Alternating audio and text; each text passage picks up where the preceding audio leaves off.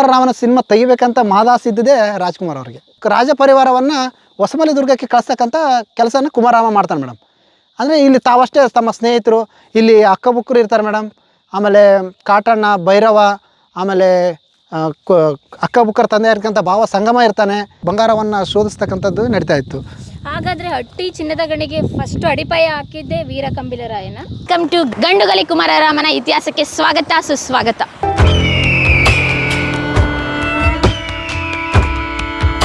ದೆಹಲಿ ಸುಲ್ತಾನರು ಇಲ್ಲಿಂದ ಬಂದರು ಅಂತ ಫಸ್ಟ್ ಟೈಮ್ ದೆಹಲಿ ಸುಲ್ತಾನರು ಬಂದಾಗ ಇಲ್ಲಿ ಪ್ರದೇಶ ಹೇಗಿತ್ತು, ಯಾವ ರೀತಿ ಆಕ್ರಮಣ ಮಾಡಿದ್ರು ಮೇಡಮ್? ಇದು ಸಹಜವಾಗಿ ಅವತ್ತು ಕುಮಾರರಾಮರಿಗೆ ಮತ್ತು ವೀರ ಕಂಬಿಲರಾಯರಿಗೆ ಗಮನ ಇತ್ತು. ಯಾಕೆಂದರೆ ಪದೇ ಪದೇ ಇವ್ರ ಮೇಲೆ ಯುದ್ಧ. ಇದು ನಮ್ಮ ಕುಮಾರರಾಮರು ಸಾಕಷ್ಟು ದೇವಸ್ಥಾನಗಳನ್ನು ನಿರ್ಮಾಣ ಮಾಡೋಕ್ಕಾಗಿಲ್ಲ. ಯಾಕಂದರೆ ಬರೀ ಯುದ್ಧನೇ.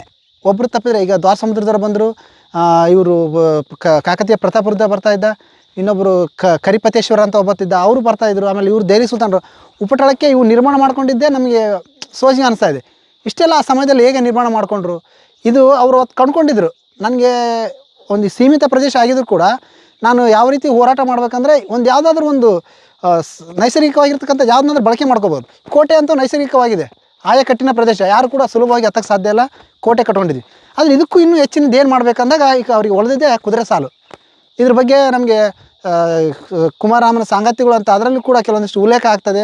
ಅದರ ನಂತರ ಸಾಕಷ್ಟು ಈಗಿನ ವಿದ್ವಾಂಸರು ಕೂಡ ಕುದುರೆ ಸಾಲುಗಳ ಬಗ್ಗೆ ಬರೆದಿದ್ದಾರೆ. ಆಮೇಲೆ ಅದು ಯಾವ ರೀತಿ ಬಳಕೆ ಆಗ್ತಿತ್ತು ಅನ್ನೋದ್ರ ಬಗ್ಗೆ ಕೂಡ ಬರೆದಿದ್ದಾರೆ ಮೇಡಮ್. ಅಂದರೆ ನೀವು ಹೇಳ್ತಾ ಇರೋದು ನಮ್ಮ ವಿಡಿಯೋ ನೋಡ್ತಾ ಇರೋ ಒಂದು ಪ್ರಶ್ನೆ ಬರುತ್ತೆ, ಏನಪ್ಪ ಊಹಾಪೋಹಗಳನ್ನ ಹೇಳ್ತಾ ಇದ್ದೀರಾ ಅಂತ. ಅಂದರೆ ದಾಖಲೆಗಳಿದೆ ನೀವು ಹೇಳೋದಕ್ಕೆಲ್ಲ. ನಿಜ ಮೇಡಮ್. ಮತ್ತೆ ದಾಖಲೆ ಅನ್ನೋದಕ್ಕೆ ಸಾಕ್ಷಿಯಾಗಿ ಇದಾವಲ್ಲ ನಮ್ಮ ಕಣ್ಣೆದುರಿಗೆ. ಒಂದು ಕಲ್ಲು ಬಂತು ಅಂತ ಹೇಳಿ ಕತೆ ಕಟ್ಕೊಂಡೇನು ಹೇಳ್ತಾ ಇಲ್ಲ. ನಾವು ಸಾಲಲ್ಲಿ ಕೂತ್ಕೊಂಡಿದ್ದೀವಲ್ಲ, ಯಾರು ಬೇಕಾದವ್ರು ವಿದ್ವಾಂಸರು ಬರಲಿ, ನಮಗೆ ಸಾಕಷ್ಟು ನಾವು ಕರ್ಕೊಂಡು ಬಂದಿದ್ವಿ ವಿದ್ವಾಂಸರನ್ನ ಬರೆದಿದ್ದಾರೆ ಸಾಕಷ್ಟು. ಇವತ್ತು ಕೆಲವೊಬ್ಬರು ನಮಗೆ ಕೇಂದ್ರ ಸಾಹಿತ್ಯ ಅಕಾಡೆಮಿ ಪ್ರಶಸ್ತಿ ತಗೊಂಡಿರ್ತಕ್ಕಂಥವ್ರು ಒಬ್ಬರು ಬಂದಿದ್ದರು. ಅವ್ರು ನೋಡ್ಬಿಟ್ಟು ಬೇಜಾರು ಮಾಡಿಕೊಂಡ್ರು. ಇವತ್ತು ಇದು ವರ್ಲ್ಡ್ ಹೆರಿಟೇಜ್ ಆಗಬೇಕಾಗಿತ್ತು. ಇದು ನಮ್ಮ ಸ್ಮಾರಕ ಆಗಿ ನಾವು ಕುಂತಿರ್ತಕ್ಕಂಥ ಸ್ಥಳ ಯಾಕಾಗಿಲ್ಲ, ಯಾಕಿಲ್ಲ ಈ ರೀತಿ ರೈತರೆಲ್ಲ ಮಾಡ್ಕೊಳ್ತಿದ್ದಾರೆ. ಆದರೂ ಕೂಡ ನಮ್ಮಲ್ಲಿ ಇಷ್ಟು ಉಳಿಸ್ಕೊಂಡಿದ್ದಾರೆ ಮೇಡಮ್. ಕೆಲವೊಂದಿಷ್ಟು ರೈತರೆಲ್ಲ ಒಂದು ನಂಬಿಕೆ ಇದೆ, ಇದನ್ನು ಕೀಳಿದ್ರೆ ಏನಾದರೂ ಅನಾಹುತ ಸಂಭವಿಸ್ಬೋದು ಎನ್ನುವಂಥದ್ದು ಒಂದಿಷ್ಟು ನಿದರ್ಶನಗಳಾದಮೇಲೆ ಇವು ನಮಗೆ ನೋಡೋಕೆ ಸಿಗ್ತಾ ಇದ್ದಾವೆ ಮೇಡಮ್. ಹಾಗಾದ್ರೆ ಈ ಕಲ್ಲುಗಳನ್ನ ಕೀಳೋ ಪ್ರಯತ್ನಗಳು ನಡೆದಿದೆ. ಆಗಿದೆ ಮೇಡಮ್. ಇದರಲ್ಲಿ ನಂಬಿಕೆ ಕೂಡ ಇದೆ ಜನರಲ್ಲಿ. ನಾವು ಇದನ್ನು ಕಿತ್ತಿದ್ರೆ ನಮ್ಗೆ ಏನಾದರೂ ಅವಘಡ ಆಗುತ್ತೆ, ಯಾಕಂದ್ರೆ ನಮ್ಮ ಪೂರ್ವಜರ ಬದುಕಿರ್ತಕ್ಕಂಥ ಸ್ಥಳಗಳು. ಹಂಗಾಗ್ಬಿಟ್ಟು ಇಲ್ಲಿ ಕೂಡ ನಮ್ಮದು ನಂಬಿಕೆ ಮೇಲೆ ಉಳಿಸ್ಕೊಂಡು ಬರ್ತಾ ಇದ್ದಾರೆ ಮೇಡಮ್. ನಂಬಿಕೆನೇ ಒಂದು ಜೀವಾಳವಾಗಿ ನಿಜ ಮೇಡಮ್, ಬಂದಿದ್ದಾರಲ್ಲ ಸರ್. ನಿಜ ಮೇಡಮ್. ಎಲ್ಲರೂ ಕುಮಾರರಾಮ ಇಲ್ಲಿ ಎಲ್ಲ ಸುತ್ತಮುತ್ತ ಇರ್ತಕ್ಕಂಥವ್ರಿಗೆ ಮನೆ ದೇವರಾಗಿದ್ದಾನಲ್ಲ ಮೇಡಮ್. ಆತ ಆಳಿರ್ತಕ್ಕಂಥ ಅವ್ರಿಗೂ ಕೂಡ ಒಂದು ಹೆಮ್ಮೆ ಇದೆ. ತಾವು ಹಾಗಾಗಿಬಿಟ್ಟು ಈ ಸಾಲಲ್ಲಿ ಮಾತ್ರ ಎಷ್ಟು ಬೆಳೆ ಬೇಕೋ ಅಷ್ಟು ಬೆಳ್ಕೊತಾರೆ. ಹಾಗಾದ್ರೆ ಇಲ್ಲೆಲ್ಲ ಬೆಳೆಗಳನ್ನ ಹಾಂ ನಿಜ ಮೇಡಮ್. ಇದೆಲ್ಲ ಹಾಕಿದ್ರಲ್ಲ ಮೇಡಮ್. ಇದು ಒಂದು ಜೋಳದ್ದು ಜೋಳ ಬೆಳೆದಿದ್ದಾರೆ, ಗೋವಿನ ಜೋಳ ಬೆಳೆದಿದ್ದು. ಅದನ್ನೆಲ್ಲ ವ್ಯವಸಾಯಗಳನ್ನ ತಮ್ಗೆ ಯಾವ ರೀತಿ ಬೇಕು ಅಲ್ಲ ಮಾಡ್ತಾರೆ. ಅಂದ್ರೆ ಕಲ್ಲಿನ ಸಾಲುಗಳನ್ನ ಉಳಿಸ್ದಂಗಾಯ್ತು, ಕುದುರೆ ಸಾಲನ್ನ ಉಳಿಸ್ದಂಗಾಯ್ತು. ಯಾವುದೇ ರೀತಿ ಐತಿಹಾಸಿಕ ಸ್ಮಾರಕನ ಹಾಳು ಮಾಡಬಾರ್ದು ಅಂತ ನಮ್ಮ ಹಳ್ಳಿ ಜನರ ಕಲ್ಪನೆ ಇದೆಯಲ್ಲ ಸರ್, ಅದು ರೈತರಲ್ಲಿ ನಿಜವಾಗ್ಲೂ ಅವ್ರಿಗೊಂದು ಹ್ಯಾಟ್ಸ್ ಆಫ್ ಸಲ್ಯೂಟ್. ನಿಜ ಮೇಡಮ್. ನಾವು ಈ ಊರು ಗ್ರಾಮಸ್ಥರಿಗೆ ಈ ವಿಚಾರವಾಗಿ ನಾವು ತುಂಬ ಧನ್ಯವಾದಗಳನ್ನು ಹೇಳ್ಬೇಕು. ನಿಮ್ಮ ಮೀಡಿಯಾ ಮುಖಾಂತರ ನಾನು ಕೂಡ ಸಾಕಷ್ಟು ಅವರಿಗೆ ಧನ್ಯವಾದಗಳನ್ನು ಹೇಳಕ್ಕೆ ಬಯಸ್ತೀನಿ ಮೇಡಮ್. ಓಕೆ ಸರ್, ಅದ್ರ ಜೊತೆಗೆ ಇಲ್ಲಿನ ಸ್ಥಳೀಯರಾಗಿರ್ಬೋದು, ಇಲ್ಲಿನ ಪಂಚಾಯತ್ ಆಗಿರ್ಬೋದು, ನಗರಸಭೆ ಆಗಿರ್ಬೋದು, ಇದನ್ನೊಂದು ಹೆರಿಟೇಜ್ ಥರ ಮಾಡೋದಕ್ಕೆ ಒಂದು ಧ್ವನಿ ಯಾರು ಎತ್ತಲಿಲ್ಲ. ನಿಜ ಮೇಡಮ್. ನಮ್ಮ ರಾಜೇಶ್ ನಾಯ್ಕರು ಕಳೆದ 20 ವರ್ಷಗಳ ನಿರಂತರ ಹೋರಾಟ ಇದೆ ಮೇಡಮ್. ಅದರ ಪ್ರತಿಫಲವಾಗಿ ಈಗ ನಾವು ಏನು CC ರೋಡ್ ನೋಡ್ತಾ ಇದ್ದೀವಿ, ಅದಾಗಿದೆ. ಇದಕ್ಕೂ ಕೂಡ ಸಾಕಷ್ಟು ಬಾರಿ ನಾವು ಕೂಡ ನಮ್ಮ ಗಂಡುಗಲಿ ಕುಮಾರರಾಮ ಹೋರಾಟ ಸಮಿತಿ ಅಂತ ಮಾಡ್ಕೊಂಡಿದ್ದೀವಿ. ಇದರ ರಕ್ಷಣೆಗಾಗಿನೇ ಸಾಕಷ್ಟು ಬಾರಿ ನಾವು ಜಿಲ್ಲಾಡಳಿತಕ್ಕೆ, ಶಾಸಕರಿಗೆ ಎಲ್ಲರಿಗೂ ಕೂಡ ಮನವಿ ಕೊಟ್ಟಿದೆ. ಅಂದರೆ ಈ ಇತಿಹಾಸದ ಬಗ್ಗೆ ಅದೇನು ಮಾಡೋದಿದೆ ಎನ್ನುವ ರೀತಿ ಅಂದರೆ ಕೇರ್ಲೆಸ್ ಮಾಡ್ತಕ್ಕಂಥದ್ದು ನಮ್ಮಲ್ಲಿ ಕಂಡುಬರ್ತಾ ಇದೆ. ಇದನ್ನು ಉಳಿಸ್ಕೊಂಡ್ರೆ ನಮ್ಮ ಮುಂದಿನ ಪೀಳಿಗೆಗೆ ಒಂದು ಇದು ಮಹತ್ವ. ಇದು ನಾವು ಕೇವಲ ದೆಹಲಿ ಸುಲ್ತಾನ ಸೋಲಿಸಿದೆ ಅಂದರೆ ಯಾರೂ ನಮ್ಮಂಗಿಲ್ಲ. ಯಾಕಂದರೆ ಇವ್ರದ್ದೇನು ಸಾಮ್ರಾಜ್ಯ ಇತ್ತು ಅಂತ ಅದಕ್ಕೆ ಸಾಕ್ಷಿನೇ ನಮಗೆ ಕುದುರೆ ಸಾಲುಗಳು. ಇದರಲ್ಲಿ ಇವಾಗ ನಾವಾದರೂ ಕೂಡ ವೇಗವಾಗಿ ಹೋಗೋಕ್ಕಾಗಲ್ಲ ನೋಡಿ ಮೇಡಮ್. ಅಲ್ಲಿ ಅಡ್ಡ ಬಡ್ಡ ಈಗ ಒಂದಕ್ಕೊಂದು ಕ್ರಾಸ್ ಆಗಿ ಕೂಡ ಇವನ್ನುಗಳನ್ನು ನೆಟ್ಕೊಂಡಿದ್ದಾರೆ ಮೇಡಮ್. ಏನಾಗಲ್ಲ ಮೇಡಮ್. ಇನ್ನೂ ಒಳಗಡೆ ಇದಾವೆ ಮೇಡಮ್. ಇವೆಲ್ಲ ಉತ್ಖನನ ಮಾಡಿ ಇನ್ನೂ ಭಾಳಕ್ಕೆ ಹೋಗ್ತಾವೆ ಮೇಡಮ್ ಕಲ್ಲುಗಳು. ಹಾಂ, ಒಳಗಡೆ ಇದಾವೆ ಮೇಡಮ್. ಸಾಕಷ್ಟು ಹಿನ್ನೆಲೆ ಇದೆ ಮೇಡಮ್. ಇದು ಈಗ ನಿಮ್ಮ ಚಾನಲ್ ಮುಖಾಂತರ ಇನ್ನೊಂದಿಷ್ಟು ಬೆಳಕಿಗೆ ಬರಲಿ ಅಂತ ನಮ್ಮ ಆಶೆ. ಓಕೆ ಸರ್, ಅದ್ರ ಜೊತೆಗೆ ಗಂಡುಗಲಿ ಕುಮಾರರಾಮ ನಮ್ಮ ಶಿವರಾಜ್ ಕುಮಾರ್ ಅಭಿನಯ ಬಂದಾಗ ಜನರಲ್ಲಿ ಸ್ವಲ್ಪ ಗೊತ್ತಾಗಿದ್ದು. ನಿಜ ಮೇಡಮ್, ನಿಜ. ಗಂಡುಗಲಿ ಕುಮಾರರಾಮರು ಒಬ್ರು ಕನ್ನಡದ ಒಬ್ಬ ನಾಯಕ ಇದ್ರು. ಅವರು ಕೂಡ ಎಷ್ಟು ಬಲಾಢ್ಯ ರಾಜ ಆಗಿದ್ರು, ಶೂರತನದಿಂದ ಹೆಸರು ಮಾಡಿದ್ರು. ಮತ್ತೆ ದೆಹಲಿ ಸುಲ್ತಾನರನ್ನ ಸೋಲಿಸಿದಂತ ಪ್ರಪ್ರಥಮವಾಗಿ ಸೋಲಿಸಿದವರು ಇವರೇ. ಮತ್ತೆ ದಕ್ಷಿಣ ಭಾರತದಲ್ಲಿ ಅವ್ರನ್ನ ದೆಹಲಿ ಸುಲ್ತಾನನ್ನ ಈ ಕಡೆ ನಮ್ಮ ಕರ್ನಾಟಕದ ಆಗಿರ್ಬೋದು, ಹೈದರಾಬಾದ್ ಕಡೆ ಆಗಿರ್ಬೋದು ಬರೋದಕ್ಕೆ ಬಿಡ್ಲಿಲ್ಲ. ತಡೆ ರಾಜ್ಯ ಆಗಿತ್ತು ಇದು. ತಡೆ ರಾಜ್ಯವಾಗಿ ಒಂದು ಅನುಕೂಲ ಮಾಡಿಕೊಟ್ರು ಅಂತ ನಮ್ಮ hat-trick hero Shivaraj Kumar cinema ಬಂದಾದ್ಮೇಲೆ ಗೊತ್ತಾಗಿದ್ದು. ನಿಜ ಮೇಡಮ್. ಆ ಸಿನಿಮಾದ್ದು ಒಂದು ಹೇಳೋದಾದ್ರೆ ಆ ಸಿನಿಮಾ ಆ ಟೈಟಲಲ್ಲಿ ಅಲ್ಲಿ ಮೇಲೆ ಒಂದು ಅವ್ರನ್ನ ಕ್ಯಾಪ್ಷನ್ ಹಾಕೊಂಡಿದ್ರು, ಮುತ್ತು ರಾಜನ ಮುತ್ತಿನ ಕನಸು ಅಂತ. ಅದು ಗಂಡಲ್ಲಿ ಕೊಂಡ್ಬಿಟ್ಟು ಸಿನಿಮಾಕ್ಕೆ ಕುಮಾರರಾಮನ ಸಿನಿಮಾ ತೆಗಿಬೇಕಂತ ಮಾದಾಸ್ ಇದ್ದಿದೆ ರಾಜ್ಕುಮಾರ್ ಅವ್ರಿಗೆ. ಯಾಕಂದರೆ ಒಬ್ಬ ಮಲತಾಯಿ ಇವ್ರನ್ನ ಒಂದು ಕಾಮನೆಯಿಂದ ನೋಡಿದಾಗ ಅದ್ರ ಒಂದು ಶೀಲ ಚಾರಿತ್ರ್ಯಕ್ಕೆ ಅವ್ರು ಮನಸ್ಸೋಲ್ತಾರೆ ರಾಜ್ಕುಮಾರ್ ಅವರು. ಇದನ್ನು ನಾನು ಮಾಡಲೇಬೇಕು ಅಂತಂದು ಅವ್ರು ಹಂಗೆ ತಳ್ಕೊತ ಅವ್ರಿಗೆ ವಯಸ್ಸು ಆಗಿಬಿಡುತ್ತೆ. ಅಂದರೆ ಅವರು ಅವತ್ತು ಪೋಸ್ಟ್ರ್ ಕೂಡ ರೆಡಿ ಆಗಿರುತ್ತೆ. ಆ ಪೋಸ್ಟ್ರ್ ನನ್ನ ಹತ್ರ ಕೂಡ ಇರಬೇಕು. ಅದು ಫಸ್ಟ್ ಅವ್ರದ್ದು ಶೂಟ್ ಆಗುತ್ತೆ ಮೇಡಮ್. ಫಸ್ಟ್ ಫ್ರೇಮ್ಗೆ ಅದು ಇದು ಪೋಸ್ಟರ್ಗೆ ಏನು ಫೋಟೋ ಮಾಡ್ತಾರಲ್ಲ ಅದು ರಾಜ್ಕುಮಾರೇ ಮಾಡಿದ್ದಾರೆ ಮೇಡಮ್. ಕುಮಾರ ರಾಮ ಅಂತ ಫಸ್ಟ್ ಪೇಜ್ ಅದೇನು ಪೋಸ್ಟರ್ಗೆ ಕುಮಾರ ರಾಮ ಅಂತಲೇ ಇದೆ ಮೇಡಮ್. ಅದು ಸಾಕಷ್ಟು ಅವಾಗೇ ಅವ್ರದ್ದು ಮಹದಾಸೆ ಆಗಿತ್ತು. ಅವ್ರು ಕೃಷ್ಣದೇವರಾಯನ್ ಮಾಡಿದರು, ಮಯೂರನ್ ಮಾಡಿದರು, ಇಮ್ಮಡಿ ಪುಲಿಕೇಶಿದು ಮಾಡಿದರು. ಕುಮಾರರಾಮಂದು ಕೂಡ ಮಾಡಬೇಕಂತ ಮಹದಾಸೆ ಇತ್ತು. ಅದು ಕೈಗೂಡಲಿಲ್ಲ. ಆದರೆ ಅದನ್ನು ಅವರ ಅಪ್ಪಾಜಿ ಆಸೆ ನೆರವೇರಿಸೋಕ್ಕೆ ನಮ್ಮ ಹ್ಯಾಟ್ರಿಕ್ ಹೀರೋ ಶಿವರಾಜ್ ಕುಮಾರ್ ಅವರು ಮಾಡಿದರು ಮೇಡಮ್. ಅದು ನಿರ್ಮಾಣ ಸ್ಥಿತಿಯಲ್ಲಿ ಇದ್ದಾಗೆ ರಾಜ್ಕುಮಾರ್ ಅವರು ದಿವಂಗತರಾಗ್ತಾರೆ ಮೇಡಮ್. ನಮ್ಗೆ ಇದು ನೋವಿನ ಸಂಗತಿ. ಯಾಕಂದರೆ ಮಗ ಮಾಡಿದ್ದು ಕುಮಾರರಾಮ್ ಸಿನಿಮಾ ಅವರು ಕೂಡ ನೋಡೋಕ್ಕಾಗಲಿಲ್ಲ ಅಂತ ಅನ್ನೋದು ನಮಗೊಂದು ರೀತಿ ಬೇಜಾರಿದೆ. ನಂತರದಲ್ಲಿ ಸಿನಿಮಾ ಕೂಡ ಒಂದಿಷ್ಟು ಒಳ್ಳೆ ವಿಷಯಗಳಿಗೆ ನಮ್ಮ ಇತಿಹಾಸಕರಿಗೆ ಆ ಸಿನಿಮಾ ಕೂಡ ಒಂದು ಪ್ರೇರಣೆ ಆಗುತ್ತೆ ಮೇಡಮ್. ಇಲ್ಲೆಲ್ಲ ಶೂಟಿಂಗ್ ಆಯ್ತು ಸರ್ ಗಂಡುಗಲಿ? ಇಲ್ಲ ಮೇಡಮ್, ಇಲ್ಲೆಲ್ಲ ಆಗಿಲ್ಲ ಮೇಡಮ್. ಸುಮ್ಮನೆ ಫಸ್ಟಿಗೆ ಒಂದು 2 ನಿಮಿಷದ ವಿಡಿಯೋಗಷ್ಟೇ ನಮ್ಮದು ಹೇಮಗುಡ್ಡ ಅಂತ ಇದೆ ಮೇಡಮ್. ಅಲ್ಲಿ ಒಂದಿಷ್ಟು ವಿಡಿಯೋ ಮಾಡ್ಕೊಂಡ್ರೆ ಅಷ್ಟೇ. ಮತ್ತೆ ಇಲ್ಲಿ ಏನು ಮಾಡಲಿಲ್ಲ ಮೇಡಮ್. ಎಲ್ಲ ಆರ್ಟಿಫಿಷಿಯಲ್ ಬೇರೆ ಕಡೆ ಮಾಡ್ಕೊಂಡಿದ್ದಾರೆ. ಸಿನಿಮಾ ಅದ್ಭುತವಾಗಿ ಮೂಡಿ ಬಂದಿದೆ. ನಿಜ ಮೇಡಮ್. ಅದು ಸ್ವಲ್ಪ ಆಸಕ್ತಿ ಇದ್ದವರಿಗೆ ಒಳ್ಳೆಯದೇ ಇದೆ ಸಿನಿಮಾ. ಬಟ್ ಕೆಲವೊಂದು ಸಿನಿಮಾ ರೀತಿ ನೋಡೋರಿಗೆ ಅದು ಅಷ್ಟಾಗಿ ಹಿಡಿಸ್ಲಿಲ್ಲ. ಆ ಸಿನಿಮಾ ಕೂಡ ಹೆಚ್ಚಾಗಿ ಓಡಲಿಲ್ಲ ಅಂತ ಅಂದ್ಬಿಟ್ಟು ಕೂಡ ಇದೆ ಮೇಡಮ್. ನಿಜ ಮೇಡಮ್. ಅದು ಅಷ್ಟಾಗಿ ಓಡಲಿಲ್ಲ ಯಾಕವನ. ಯಾಕೆಂತ ಹೇಳಿದ್ರೆ ಇವಾಗ ಅದರಲ್ಲಿ ಇವಾಗಿನ ಸಿನಿಮಾಗಳು ನೋಡಿದ್ರೆ ಬೇರೆ ರೀತಿ ಪ್ರೇರಣೆ ನೀಡ್ತವೆ. ಅವಾಗಿನ ಸಿನಿಮಾ ನಿಜವಾಗ್ಲೂ ಶೂರತನ ಇತ್ತು. ರಿಯಲ್ ಇರೋಕ್ಕಿಂತ ರೀಲ್ ಹೀರೋಗಳಿಗೆ ಇವಾಗ ಹೆಚ್ಚಿನ ಮಹತ್ವ ಇದಾರಲ್ಲ, ಹಂಗಾಗಿ ಆ ಸಿನಿಮಾ ಫ್ಲಾಪ್ ಆಗಿದೆ.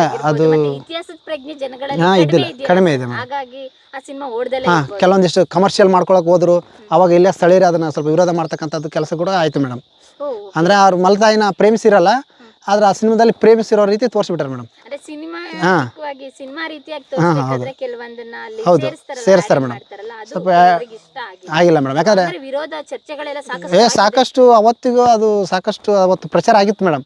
ನಮಸ್ಕಾರ ಕನ್ನಡಿಗರೇ, ನಮ್ಮ ಪರಿಶ್ರಮದ ಮೂಲಕ ವಿಡಿಯೋವನ್ನು ಚಿತ್ರೀಕರಣ ಮಾಡಿ ನಮ್ಮ ಚಾನೆಲ್ ಅಲ್ಲಿ ಪ್ರಸಾರ ಮಾಡ್ತಾ ಇದ್ವಿ. ಈ ನಮ್ಮ ಸಣ್ಣ ಪ್ರಯತ್ನ ನಿಮ್ಗೆ ಇಷ್ಟ ಆದ್ರೆ ನಮ್ಮ ಚಾನೆಲ್ನ ಖಂಡಿತ ಸಬ್ಸ್ಕ್ರೈಬ್ ಮಾಡಿ, ನಮ್ಮೊಂದಿಗೆ ನೀವು ಕೈ ಜೋಡಿಸಿ, ನಿಮ್ಮ ಕೈಲಾದಷ್ಟು ಸಹಾಯ ಮಾಡಿ, ಪ್ರೀತಿಯಿಂದ ಅರಸಿ. ವಾದ ವಿವಾದಗಳಿಂದ ಬಹಳಷ್ಟು ಖ್ಯಾತಿಯನ್ನು ಪಡೆದಿತ್ತು ಮೇಡಮ್. ಓಕೆ, ಇಲ್ಲಿ 3ನೇ ಬಾರಿ ದೆಹಲಿ ಸುಲ್ತಾನರು ಯುದ್ಧ ಮಾಡೋದಕ್ಕೆ ಬರ್ತಾರಲ್ಲ, ಆ ಸಮಯದಲ್ಲಿ ಗಂಡುಗಲಿ ಕುಮಾರರಾಮರ ಮನಸ್ಥಿತಿ ಆಗಿರ್ಬೋದು, ಪರಿಸ್ಥಿತಿ ಆಗಿರ್ಬೋದು, ಇಲ್ಲಿನ ವಾತಾವರಣ ಹೇಗಿತ್ತು? ಅವ್ರಿಗಾಗಲೇ ಈಗ 2 ಯುದ್ಧವನ್ನು ನಾವು ಗೆದ್ಬಿಟ್ಟಿದ್ವಿ. ಅವರು ಭಾಳ ಈಗ ಹೆಂಗೆ ಏನಾದರೂ ಕುಟಿಲೋಪಾಯದಿಂದ ನಮ್ಮ ಮೇಲೆ ದಾಳಿ ಮಾಡ್ತಾರೆ ಅನ್ನುವಂಥದ್ದು ಅವ್ರಿಗೆ ಆಗಲೇ ಗಮನಕ್ಕೆ ಬಂದಿರುತ್ತೆ ಮೇಡಮ್.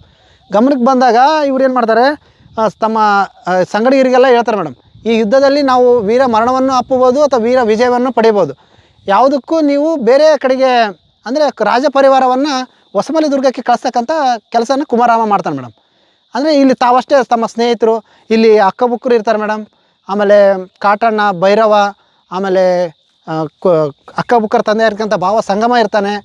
ಆಮೇಲೆ ದೆಹಲಿ ಸುಲ್ತಾನನ ಅಳಿಯನಾಗಿರ್ತಕ್ಕಂಥ ಬಹದ್ದೂರ್ ಖಾನನನ್ನು ಕೂಡ ಇರ್ತಾನೆ ಮೇಡಮ್. ಇದು ಕೂಡ ಬಹದ್ದೂರ್ ಖಾನನ ಹೆಸರು ವಿಷಯ ಹೇಳಿದಾಗ ಅಲ್ಲಿ ಕೂಡ ಕುಮಾರರಾಮ ಶರಣಾಗತ ರಕ್ಷಣೆಗೆ ಅತ್ಯಂತ ಹೆಸರುವಾಸಿ ಆಗ್ತಾನೆ ಮೇಡಮ್. ಅದನ್ನು ಕೂಡ ನಾವು ಮುಂದೆ ಮಾತಾಡ್ತಾ ಕೇಳೋಣ. ಸರ್, ಅಂದಿನ ಕಾಲದಲ್ಲಿ ರಾಜರಿಗೆ ಯುದ್ಧ ತಂತ್ರಗಾರಿಕೆ ಅನ್ನೋದು ಎಷ್ಟು ಪ್ರಮುಖವಾಗಿತ್ತಲ್ವಾ ಸರ್? ನಿಜ ಮೇಡಮ್. ಫಸ್ಟು ರಾಜನಿಗೆ ತಾನು ಸಂಸ್ಥಾನ ಅಥವಾ ಸಾಮ್ರಾಜ್ಯನ ಕಟ್ಟಬೇಕಾದ್ರೆ ಮೊದಲು ಬೇಕಾಗಿರೋದೇ ಕೋಟೆಗಳಲ್ಲ ಮೇಡಮ್.